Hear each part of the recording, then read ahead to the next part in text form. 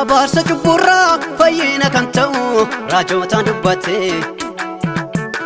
wareega lubbuudhaan namoota kan furu tarkaanfii fudhate baroota keessatti waan hojjetu qaba inni yeroo eege kan du'an oolchuu birmadummaaf nagaa ilma isaa nuuf erge baroota keessatti waan hojjetu qaba inni yeroo eege kan du'an oolchuu birmadummaaf nagaa ilma isaa nuuf erge Waaqayyo jaalala jaalala jaalala jaalala jaalala Waaqayyo jaalala jaalala jaalala jaalala jaalala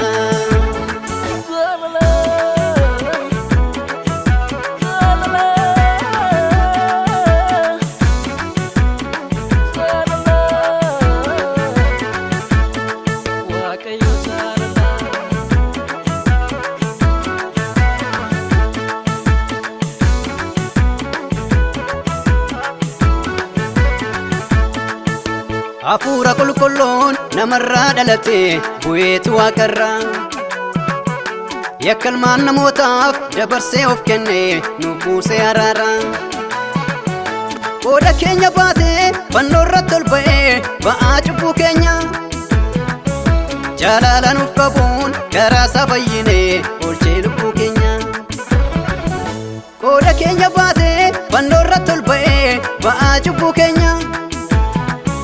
jaalala nuuf qabuun garaa isaa fayyine oolchee lubbuu keenya Waaqayyo jaalala jaalala jaalala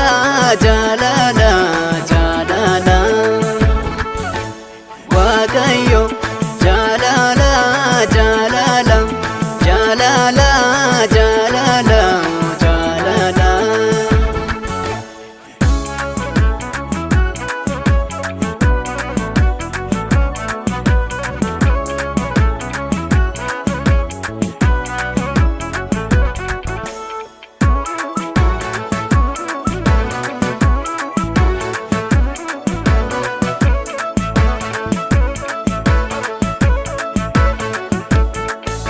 Kennaa bara baraa jireenya nuuf kenne nu baasee ifatti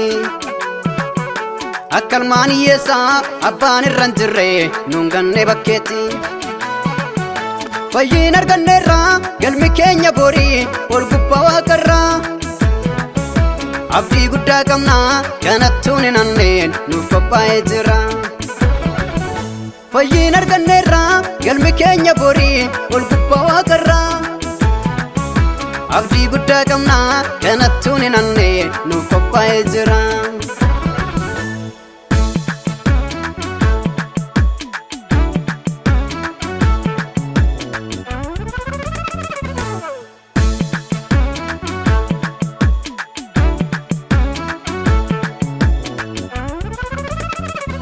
dhiqannee ittiin qulqulloofne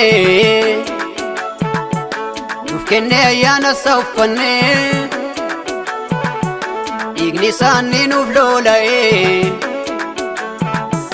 nu gaafata yoo isa daganne kottaa wal jaallannaa wal muufannee kan wal jibbine